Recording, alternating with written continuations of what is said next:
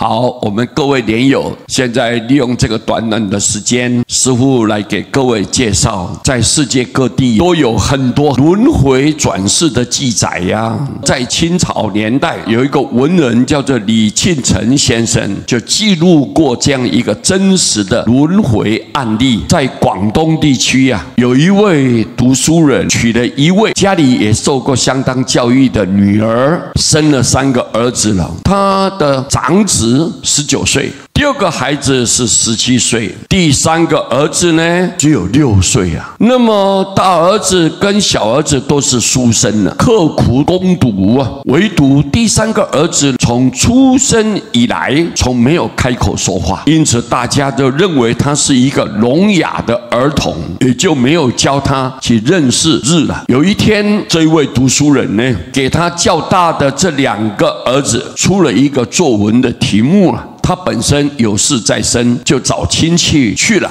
这2个儿子在家中啊，反复的构思，也没有办法写出这个文章来。这个时候，他们6岁的弟弟突然就开口说话了，说这篇文章应该要如何如何的写。2个哥哥听了以后大惊失色啊，不约而同的说：“弟弟，你不是聋哑儿吗？怎么说起话来了呢？”弟弟就告诉他们：“你们不要慌乱，不要惊慌，我只是记得前世罢了啊，请你把笔墨给我吧，让我替你们写这篇文章。”2个哥哥相信弟弟的话，于是呢就把笔墨拿给他了。只见弟弟硬笔如飞啊，一篇佳作就这样完成了。这个爸爸晚上回来就要检查这个儿子的功课啊，读了文章之后很感叹的说：“这篇文章才思敏捷吗？读的呢，就直觉得好像你们的外祖父那种文风呢，那种写作的方式，你们应该写不出来这种文章吧？你们2位老实告诉我，你们究竟是抄袭谁的文章呢？”这2个儿子一看瞒不过去了，就向父亲很坦诚呢，这是弟弟写的啊。这位爸爸非常惊奇啊，反复的询问这个6岁的孩子。这个幼子呢，起先他不说话了，后来才不得不开口的说：“我忍耐了好几年不说话，今天却一时兴起写了文章。看来啊，不得不告诉你们实际的情况。我前世就是你的岳父啊。当年我没有什么大病呢，一天我在床上躺着午睡的时候，我的元神却起身离开了肉体啊，好像散步一样向女婿的家走去了。但是想不到刚进门的时候就跌倒了，我只觉得好像浑身发冷啊！睁眼一看，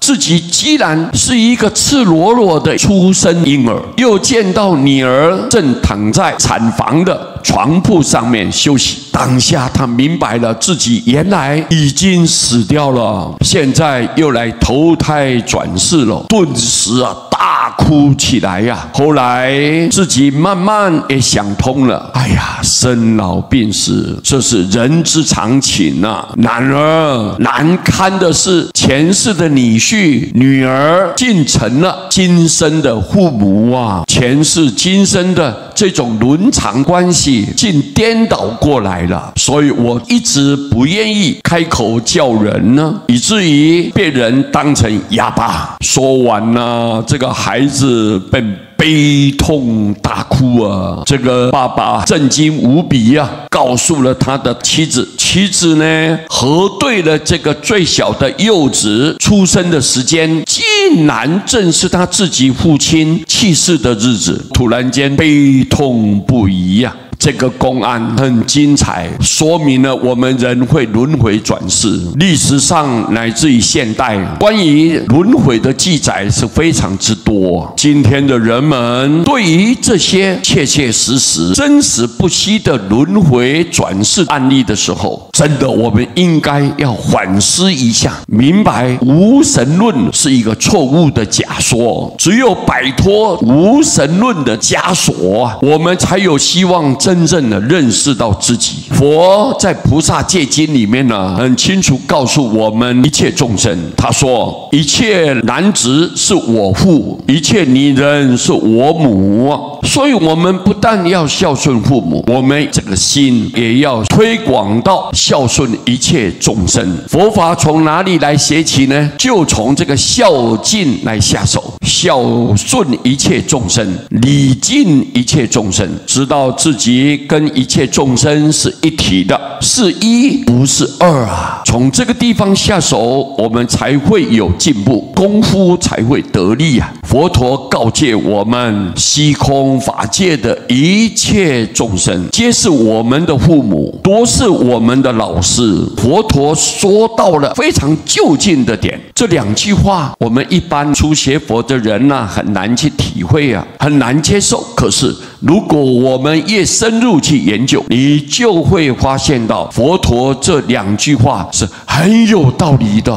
直到我们有所觉悟的时候，自然能够接受佛陀所说的这些话啦。所以我们每一个人就不停的在轮回转世，但是这个是非常受苦受难啊。佛陀告诉我们，娑婆世界是个五浊恶世嘛，所以一刻都不能停留。那如何斩断这个轮回的种子呢？唯一的办法就要赶紧忏悔，认真的念佛，那么我们能够跳脱这个轮回，直接发愿往生西方，今后不要再受生，不要再受死，我们在那边成就佛道，能够广度一切苦海众生，这个才是我们的目标。所以这个轮回实在太凄惨了，太黑暗，太痛苦了，我们应该要赶紧好好念佛，不然的话，我们如果不念佛，笃定一定要受业流转，我们到时候在叫苦连天呢，叫天天不应，叫地地不灵呢，我们会身心受创，灵魂永远不知道何去何从。所以我们应该要觉醒，赶紧念佛，不然的话又要继续轮回，这个是非常悲惨的。我们就用这样一个公案来提醒大家，鼓励大家，我们应该要清楚这里头的内幕的实际情况，我们要赶紧念佛。南无阿弥陀佛。